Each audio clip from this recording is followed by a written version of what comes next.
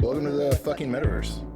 One thing that has always interested me about your work in the space is that it is not financial in nature, which is sort of deviates from the norm. I think a lot of people are drawn to crypto because they see it as this interesting sort of financial opportunity or whatever. This is like purely kind of like, this is an interesting technical, creative opportunity. But the marketplace, obviously, you integrated that into the initial version of Punks. It's like been kind of a critical aspect of that, obviously. Did you guys anticipate that it would like explode the way that it did? Absolutely not. No. And we were even shocked by the initial response, which was because there was, I mean, we'll talk about the launch a little bit. There was a little delay before people got into it, but then even the initial response was kind of beyond what we had hoped, and even that, obviously that another, I guess, thing that in hindsight makes a lot of sense, but at the time we had no idea, was the 10,000 number, right? Like, why 10,000? And at that time, we wanted them to be kind of plentiful. It's like, it shouldn't feel like, because we wanted there to be lots of kind of action and people trading. And so you should be able to have a few of these. Anyone who's interested,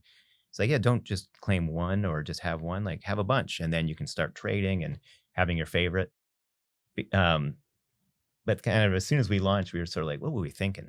10,000 is way too many. It's way too big. Like, the other reason I guess 10,000 was we wanted there to be rare ones, and we wanted that kind of full sort of scale of rarity, where it's like, oh yeah, there's single digit, numbers of aliens, and then, sort of all the way down the scale to like, there's thousands of just regular human punks, and then the traits too are, on a rarity curve. So we're like, yeah, we need a lot of, we need a lot for that. And the idea was that, yeah, it'll always be cheap just to get a punk, like that. At that time we were thinking that, but yeah, we immediately thought we'd blown it on the 10,000. Yeah, because the first week was really slow, and it was like less than 1,000 claimed, I think, and we were like, oh, that was just dumb. Like, it doesn't really work if they're not all claimed. If there's just a bunch that people don't even want.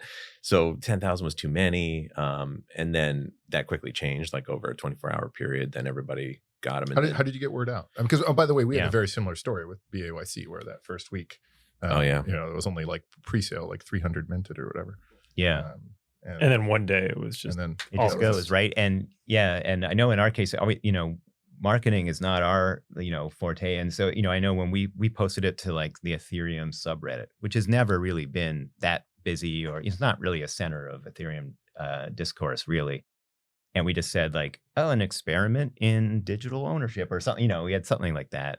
People have dug up that old post, and it's there still. And, and there was a handful of people commenting like, this is cool, I claimed some. Keep in mind too, we didn't even have the Web3 stuff yet. Like, you had to just like log into your wallet in the terminal and run the commands. But then actually it was someone from Mashable, right? Was it Mashable? Yeah, they wrote an article, it said, this Ethereum project could, what was the line? Like, change the future of digital art. And we were like, whoa, I don't know about that. Yeah, right. And then that was it. Like that sort of hit the Ethereum thing. And that's cool. Yeah. And so then, that was like a Friday night, I think, that we were just watching them disappear in real time, and it kind of, of course, then it turned into a frenzy of people trying to get as many as they could.